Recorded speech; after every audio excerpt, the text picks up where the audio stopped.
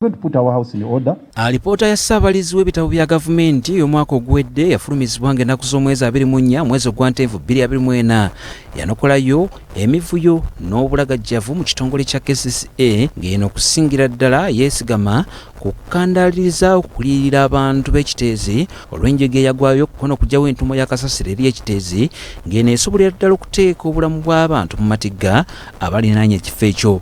Tukitegeddeko nti oluvannyuma lwa COSASE okuweebwa alipoota ya Ssaababalirizi, ekitongole kyatandika okuwandiika alipoota ey'okwanukula ku nsonga ezaanokolebwayo alipoota ya Ssaababalirizi w'ebitabo bya gavumenti, era olunaku lwaleero bano Balabiseeko eri akakiiko ka Paalamenti ka COSASE okwanukula mu butongole nga basinziira ku alipoota yaabwe.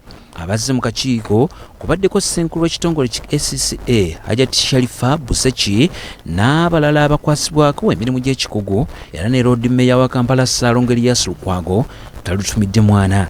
Abaka batandikiddewo okubookya kajjojijjoji w'ebibuuzo babeeko bye baanukula ku ebyo ebyalabikiramu alipoota ya Ssaababalirizi w'ebitabo bya gavumenti. I've gone into the details of each and every issue which was raised by the Auditor General.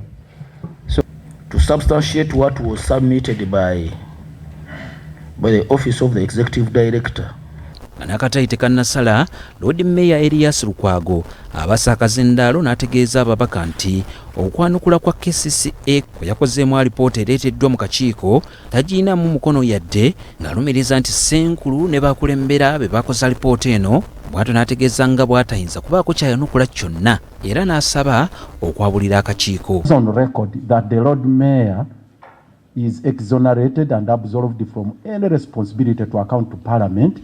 And as far as the recommendations of the Auditor General are concerned, I will ask to be discharged, Mr. Chairman. Lukwago ataddewo akakwakulizo nti wabaawo akubaako kyayanukula mu kakiiko aweebwa obudde okwekenneenya alipoota eyakoleddwa KCCA ku nsonga ezaanokolebwayo Ssaababalirizi w'ebitabo bya gavumenti. My request, Mr. Chair, if we could be given the shortest adjournment possible, so I wouldn't be part of anything like a procrastination on this issue.